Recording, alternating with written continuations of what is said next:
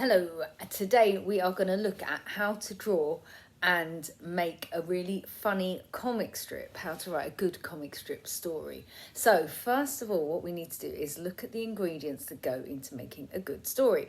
So as with every story, we need our plot, and a good plot consists of a beginning, a middle, and you guessed it, an end.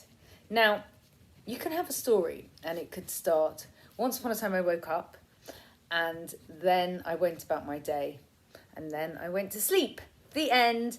And that would have a beginning, a middle and an end, but it wouldn't be very interesting, would it? So there's a really good trick to make stories interesting, and that's by putting a problem or a twist or conflict in the middle of our story. Now, the more problems, twists or conflicts we put in the middle of a story, the better it is for the reader, because they want to find out, how will this be resolved? What will happen next? And it will keep the reader guessing if you keep playing with their minds and throwing in new twists and plot turns. So in the middle, we're going to put as many of those as possible.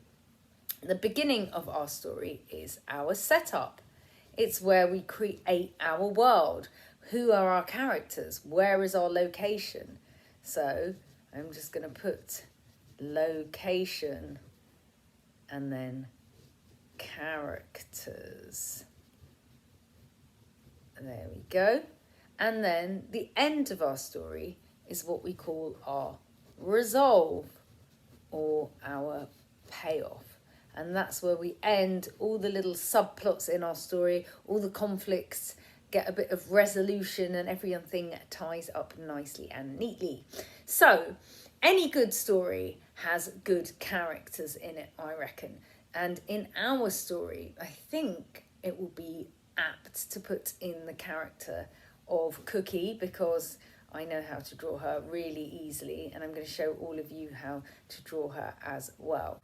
So anyone that thinks they can't draw, everyone can draw. We've all got our unique style. So Cookie's head is just a circle with those scraggly bits of hair sticking out the top, two little lines for eyes, a smile, little rectangle body, chunky-ish stick legs, and then I put her arms sticking out there. And that's it. It's as easy as that. So all characters need to have character traits, and that describes their personality, and it's really important because when you write a story, you'll know how any of your characters acts in a situation by looking at their character traits. For instance, if you're brave, you'll act very differently in a fire than if you're quite a bit of a scaredy cat. And so if your story has a fire, you know my brave character might put it out, but my scaredy cat character might run away. So let's put some character traits of Cookie down.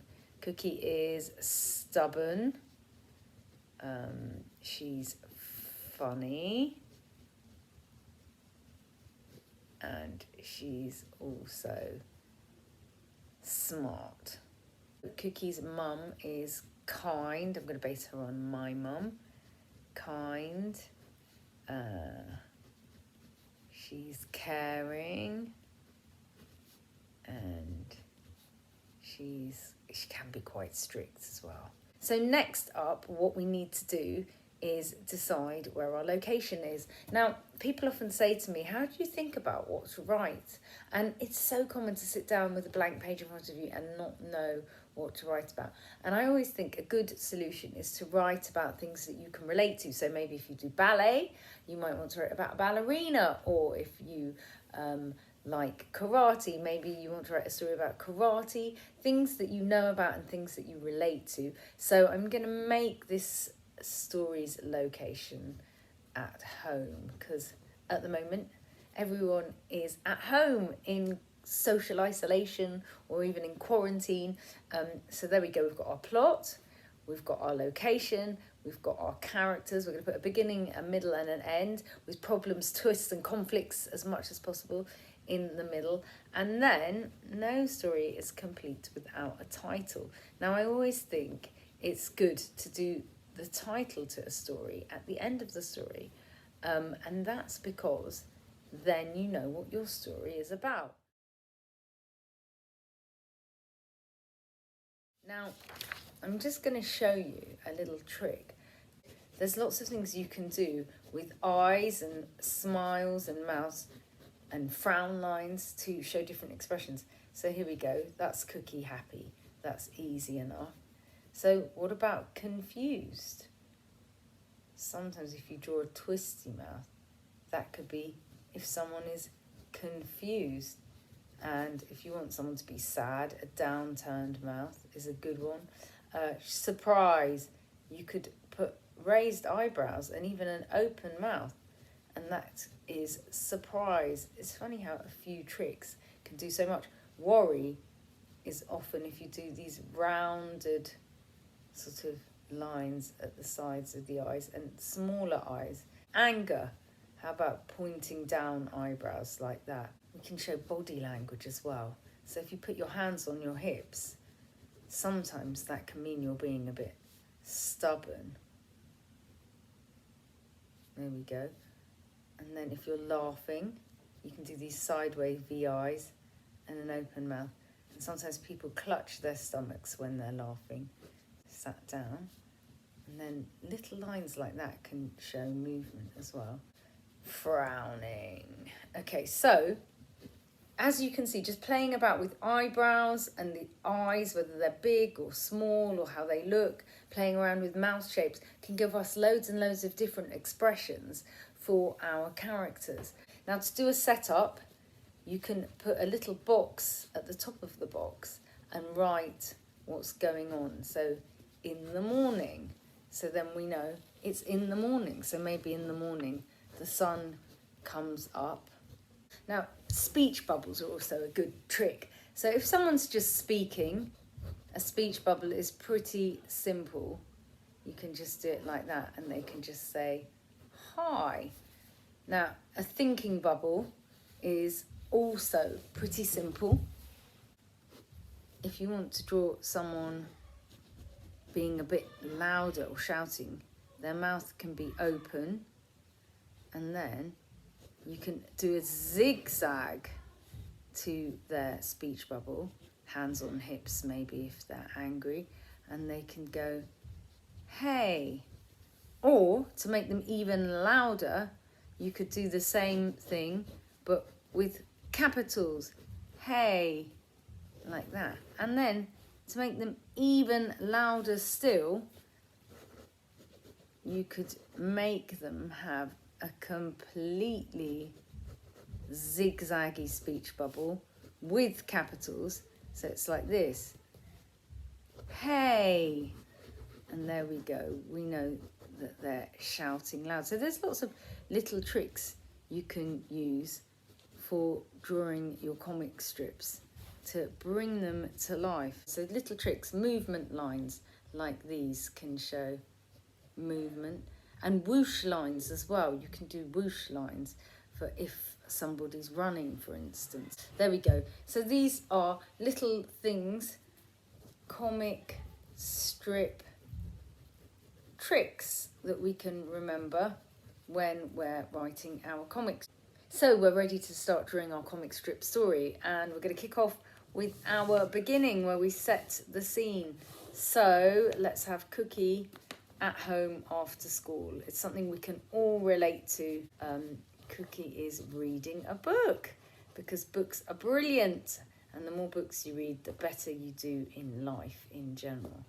So here we go, she's clutching onto it, and we're giving her a smiley face actually because she's very happy reading her book. Stick her legs out here. 1, 2, there we go. So then maybe Mum is calling her. So then Cookie can sit down to dinner, and let's give her a knife and fork. And maybe she thinks, hope it's chocolate. I'd love chocolate for every meal if possible. I'm going to put a little mouse here. And the mouse thinks, fat chance. And Mum is kind and caring. We're staying true to Mum's character traits. So Mum's just giving Cookie a plate of veg because she wants Cookie to be healthy. So there we go, peas and carrots and maybe a bit of broccoli. We'll put a little stubborn face on Cookie, and then she could have her hands on her hips because she's not impressed at this, and she could say, carrots? Seriously? Which is actually what somebody suggested to me once at a book event, and it works really well. This story works really well. So Mum, who's kind and caring, because we've got to keep our characters true to their character traits, says, if you eat your carrots, you'll see in the dark. It's not actually true, but it's what a lot of mums say. And then maybe Cookie smiles, thinking, oh, I'd love that. But remember what I said, a story can be really boring if it doesn't have any plot turns or twists. So let's move to our middle now. So that night in bed, and I'll draw Cookie in bed, and maybe we need a twist. Maybe Cookie can't sleep. So do you remember I said how to draw those movement lines? So why can't Cookie sleep? We need a twist or a turn. So what happens if we put a monster under her bed? So if a monster's looking angry, downward eyebrows are good like that. Look at those scary eyes. Maybe a big open mouth. And grrr. So we're going to do those capitals that I said can make something loud. And actually, another trick is to make the speech bubble be coming out of the box. That's how loud it is. Grrr. So the monster's saying grrr. So what would you do if you saw a monster under your bed? You'd probably scream. So Cookie might go, ah. Maybe hers is just as loud as the monster. So zigzag speech bubble again. So we've got our first bit of conflict, or our first twist. Cookie has a monster in her bedroom. Now let's add in another twist, because the more twists we add in, the better. So let's go back to our character traits. Cookie was stubborn. She didn't eat her carrots. She's funny. So what happens if the monster said a joke that made Cookie laugh? Knock, knock, says the monster. Who's there, says Cookie. Boo. Boo-hoo, says Cookie. There's no need to cry. It's just me, says the monster. Cookie finds that incredibly funny, as does the monster, who laughs at his own jokes. So if you remember, we're going to do these sideways V eyes, and the monster as well. Sideways V eyes, and then clutching their tummies. They can both laugh, maybe with their legs up in the air. Ha ha, hee hee, and then they become BFF, which is best friends forever. The next morning, Cookie will be brushing her teeth.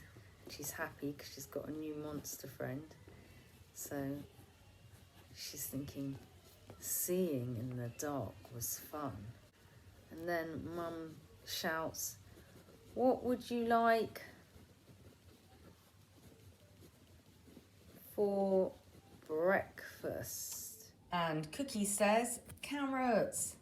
So Mum then replies, carrots? Seriously?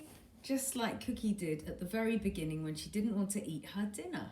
And there we have our whole comic strip story. So we can read it and recap the whole thing. At home after school, Cookie says, I love reading. Mum says, Cookie, dinner. Cookie hopes it's chocolate. The mouse says, fat chance. Cookie thinks, huh? Carrots? Seriously? Mum says, if you eat your carrots, you'll see in the dark. Cookie thinks, oh, I'd love that. That night in bed, Cookie can't sleep. She's shuffling about with those movement lines. Grrr! A monster jumps out of the bed. Ah! Cookie screams just as loud with another zigzag speech bubble and capital letters. But then in another twist, the monster is funny. Knock, knock. Who's there? Boo. Boo-hoo. There's no need to cry. It's just me. Cookie and the monster laugh at the funny joke and they bond. Hashtag BFF, best friends forever. The next morning, ... Seeing in the dark was fun. Mum says, what would you like for breakfast, Cookie? Cookie says, carrots. And Mum says, carrots? Seriously? And that's the end. And at the very end, we put our title on the top, which is Cookie and the Carrot Monster. So maybe you can write your own comic strip story now. Just don't forget all the ingredients you need to make a story good. A plot with a beginning, a middle and an end. The beginning can introduce your world, your characters, where your story is set. Then the middle needs to have lots of problems and conflicts and twists. The more you put in, the better. It will keep the reader guessing what's going to happen next. And they'll want to know how you resolve it all. The end is the resolve or the payoff, where all the straggly odds and ends tie up neatly and lots of solutions are given to all the problems. Have a think about where you want your story to be based. Your location. We made ours home. It's often good to put things in a story that you can relate to. So maybe your story is about being in social isolation during coronavirus, or maybe if you like doing ballet, your story is about ballet, for instance. If you start writing about what you can relate to, it makes your story authentic and realistic, and it's a good starting point if you just can't think of what to write about. And then once you're off the starter's blocks, you can get into the fantastical and introduce monsters or aliens or space travel, or go wherever your imagination takes you. It's really important to have a good think about your characters. So Cookie is stubborn and funny and smart, so I know in any situation she'll act according to her character traits. Mum is kind and caring, and she's also quite strict. You can make sure that your characters are all very different by doing that, instead of muddling up their personalities.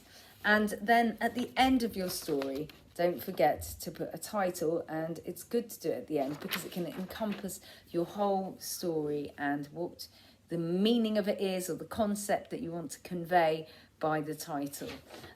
Next, have a look at these little tricks of the trade that you can do. Different little eyebrows, for instance, can make different facial expressions. So, for instance, worry has those curly whirly eyes. Surprise are eyes that have eyebrows going up in the middle, and anger are eyes with eyebrows going down at the edges. And then there's lots of things like little movement lines that you can add in. Frowning has some little lines on the forehead, and movement lines can also be whoosh lines if you're drawing someone running, for instance. To move your story on, you can put these boxes in the top, and they can do lots of explaining or exposition. They can say, after I got changed, and then you don't have to draw a person changing. They can move time along really well. Then for shouting, you can draw these zigzaggy lines, and you can go louder depending on whether you use capitals or lowercase, or even a zigzaggy speech bubble like that. Thinking is, of course, easy. A cloud bubble with those circles, and then that's your normal speech bubble. So once you've got all of those rules locked down in your head, you can let your imagination run riot and go wild. Have fun with your comic strip stories, and don't forget that it's nice to fit it sometimes onto one page, so you could structure it. Alternatively, you might want to make your comic strip go over several pages, but the beginning and the middle and the end are vital, and lots of twists and turns in the middle. I hope you enjoyed this video. If you did, please spread the word. I'll be doing a video every morning at 10 o'clock, so please share. And for now, happy comic strip writing, and bye, and don't forget to subscribe.